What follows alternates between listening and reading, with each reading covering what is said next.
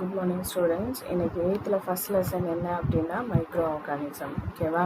So micro அப்படின்னாலே நம்மளுக்கு என்னன்றது தெரியும். It is and small in size which can see through by only microscope. ஓகேவா? So that is call micro organism.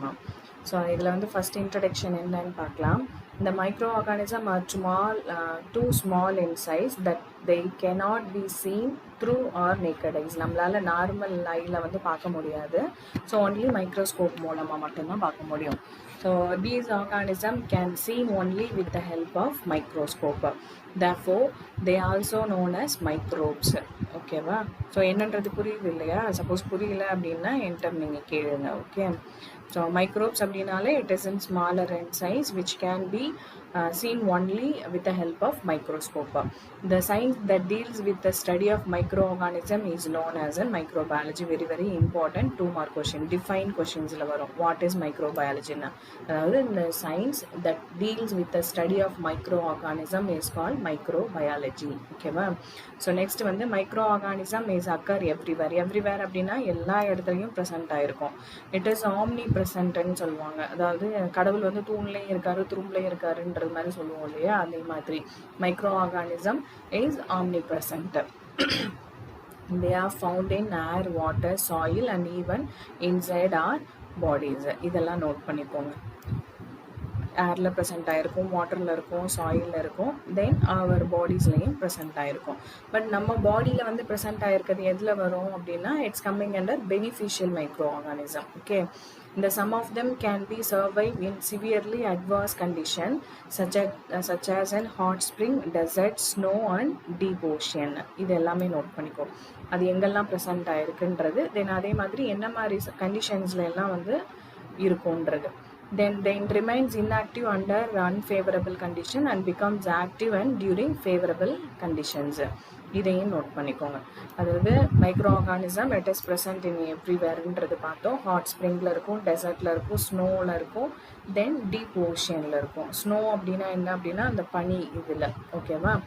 Then they remains inactive அப்படின்னா இப்போ micro organism வந்து 2 favour climatic changes வந்து இருக்கும். அதாவது ஃபேவர் அண்ட் அன்ஃபேவர்னு இருக்கும். ஃபேவர் அப்படின்னா அது வாழ்கிறதுக்கு தகுதியான நேரம் வந்து எப்போ எங்கே இருக்கும் அப்படின்னா அந்த ஃபேவர் கண்டிஷன்ஸில் இருக்கும். ஃபார் எக்ஸாம்பிள் இப்போ கொரோனா இருக்கு இல்லையா? அந்த மாதிரி. அதுவே அன்ஃபேவர் கண்டிஷன் அப்படின்னா அது வாழ்கிறதுக்கு தகுதி இல்லாத நேரம். அந்த டைமில் என்ன ஆகிடும் அப்படின்னா அது வந்து ஒரு டெட் பாடி மாதிரி ஆகிடும். தட் இஸ் இன்ஆக்டிவ் இன் நேச்சரில். ஸோ அப்படி இருக்கும்போது எந்த ஒரு டிசீஸையும் காஸ் பண்ணாது. சரியா? நெக்ஸ்ட் வந்து micro organism can be studied under 5 categories: virus, fungi, protozoa, bacteria and algae. So இது வந்து இம்பார்ட்டன்ட் 2 மார்க் கொஸ்டின். இதையும் நோட் பண்ணிக்கோங்க. Name the types of micro organism அப்படின்னு கேட்பாங்க. இது வந்து இம்பார்ட்டன்ட் தான். Next virus. இந்த வைரஸ் இஸ் அ டைனி அப்படின்னாலே ஸ்மால். டினின்னு படிக்கக்கூடாது, டைனின்னு படிங்க. The virus is a tiny particle is made up of genetic material and protein. Genetic material அப்படின்னாலே தெரியும். Either it consists of RNA or DNA and protein. அந்த RNAவும் DNAவும் எதால் மேட் ஆயிருக்கு அப்படின்னாலே ப்ரோட்டீனால தான் மேட் ஆயிருக்கு. சரியா? They are the intermediate between living and non-living things. அதுதான் ஏன் intermediate between living and non-living கொடுத்துருக்காங்கன்னா லிவிங் வந்து எப்போ இருக்கும்? ஃபேவர் கண்டிஷனில் இருக்கும். நான் லிவிங் வந்து எப்படி இருக்கும் அப்படின்னா அன்ஃபேவர் கண்டிஷன்ஸில் இருக்கும். அதே மாதிரி லிவிங் திங்ஸ்லையும் ப்ரெசென்ட் ஆகிருக்கும், நான் லிவிங் திங்ஸ்லையும் ப்ரெசென்ட் ஆகிருக்கும். அதாவது ஹியூமன் பாடிக்குள்ளே இருந்ததுன்னா லிவிங் திங்ஸு. நான் லிவிங் திங்ஸ் அப்படின்னா ஒரு சாயிலில் இருந்தது அப்படின்னா அது வந்து நான் லிவிங் அந்த இதில் திங்ஸில் இருக்கிறது. ஓகே. தென் வைரஸ் மீன் பாய்சன் இன் லாட்டின்னா. அதோட மீனிங் பார்த்துக்கோங்க. எந்த வேர்டில் அப்படின்னா லாட்டின் வேர்டில். The virus are intracellular obligatory parasite. Intracellular obligatory அப்படின்னாலே ஒரு செல்லு வந்து இன்னொரு செல்லாக டிவைட் ஆகும். அது மாதிரி ஒரு வைரஸ் வந்து thousands of வைரஸ் காப்பீஸை வந்து ப்ரொடியூஸ் பண்ணும். ரெப்ளிகேஷன் இருக்கிறது எல்லாமே வந்து ஆப்ளிகேட்டரியில் தான் வரும். இன்ட்ராசெல்லுலார் அப்படின்னா இப்போ நம்ம ஸ்டொமக்குள்ளே ஒரு வைரஸ் போகுது. ஃபார் எக்ஸாம்பிள் நம்மளோட த்ரோட்டில் கொரோனா வைரஸ் வந்துருச்சு. ஒரு வைரஸ் தான் உள்ளே போயிருக்கு. அந்த வைரஸ் வந்து என்ன பண்ணும்? 1000 காப்பீஸ் ஆஃப் கொரோனா வைரஸை வந்து ப்ரொடியூஸ் பண்ணோம் இல்லையா? அப்போது நம்மளோட த்ரோட் வந்து எங்கே இருக்குது? இன்ட்ராசெல்லுலாரில் இருக்குது. அந்த இன்ட்ராசெல்லுலாருக்குள்ள ஒரு ஆப்ளிகேட்டரி பேரசைட் இருக்குது அப்படின்னா நம்மளோட தொண்டைக்குள்ளே ப்ரெசென்ட் ஆகிருக்க கொரோனா வைரஸ் மல்டிப்ளை ஆகிறதுக்கான எபிலிட்டி இருக்கும். அதுதான் வந்து obligatory. The study of virus is called virology. Very very important 2 mark question தான். Define microbiology மாதிரி define virology வரும். Next, the virus is 10 times smaller than bacteria. Bacteria ஓட சின்னதா இருக்கும், அதை நோட் பண்ணிக்கோங்க. Then virus have a different shapes. They can be rod shaped, spherical and other shapes. Different ஷேப்ஸில் இருக்கிறனால தான் என்ன பண்ண முடியல அப்படின்னா, நம்மளால் வேக்சின்ஸையோ இல்லைன்னா அதுக்கு எகெயின்ஸ்டான ஆன்டிபயோட்டிக்கோ வந்து ப்ரொடியூஸ் பண்ண முடியாது. சரியா? ஏன் அப்படின்னா it is alter the structure. Next virus structure. இந்த virus contain core DNA or RNA. அது ஸ்டார்டிங்கில் பார்த்தோம்ல ஜெனட்டிக் மெட்டீரியல். ஒவ்வொரு வைரஸ்க்கு டிஎன்ஏ இருக்கும், ஒவ்வொரு வைரஸ்க்கு வந்து ஆர்என்ஏ இருக்கும். இந்த surrounding that core recent protein code. இப்போ இந்த டிஎன்ஏக்கு மேலே ஒரு எக்ஸ்டர்னல் கோட் இருக்கும் இல்லையா, அது வந்து எதால் மேடாயிருக்கும் அப்படின்னா ப்ரோட்டீனால் மேடாயிருக்கும். In some virus, the protein coat is covered by envelope is made up of protein, lipids and carbohydrate. Protein carbohydrate தெரியும், லிப்பிட் வந்து என்னென்னா ஃபேட் பார்ட்டிகல். ஓகேவா? These the envelope is spikes that helps the virus particle attached to the host cells. Host அப்படின்னா யாரோட பாடிக்குள்ளே போகுதோ அவங்க வந்து host. Spikes அப்படின்னா என்னென்னா குட்டி குட்டியாக முள் மாதிரி இருக்கும். அது எதுக்கு அப்படின்னா அந்த ஹோஸ்ட் கூட அட்டாச் ஆகிறதுக்கு. இந்த virus shows both living and நான் லிவிங் கேரக்டர். ஸோ இந்த இதில் பாருங்கள், பாக்டீரியோ பேஜ் அப்படின்னாலே என்ன அப்படின்னா, பாக்டீரியாவோட டிஎன்ஏவும் ப்ரெசென்ட் ஆகிருக்கும், தென் வைரஸோட டிஎன்ஏவும் ப்ரெசென்ட் ஆகிருக்கும். அதுதான் வந்து பாக்டீரியோ பேஜ். தென் இன்ஃப்ளூயன்ஸா வைரஸ், தென் இது வந்து டொபாக்கோ மொசைக் வைரஸ். இந்த ஆர்என்ஏ, கேப்சிட் ப்ரோட்டீன் இதெல்லாம் பாருங்கள். ஸ்பைக்ஸுன்றது என்ன அப்படின்னா, இந்த ப்ளூ கலரில் காமிச்சிருக்காங்க இல்லையா, தட் இஸ் கால் ஸ்பைக்ஸ். அதாவது முள்ளாக இருக்கிற மாதிரி. ஓகே. நெக்ஸ்ட் வந்து living character. They respond to heat and chemical and radiation. அதாவது அலைவாக இருக்கும்போது they respond to heat, chemical and radiation.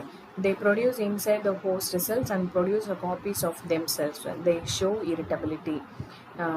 Respond பண்ணுறதுனா தெரியும் இல்லையா, கெமிக்கல், ஹீட்டு, ரேடியேஷன்ஸ், ஏதாவது ஒரு ட்ரீட்மெண்ட்டில் போகும்போது அந்த வைரஸ் வந்து அதுக்கு எகெயின்ஸ்டாக ரெஸ்பான்ஸ் பண்ணும். ஓகே.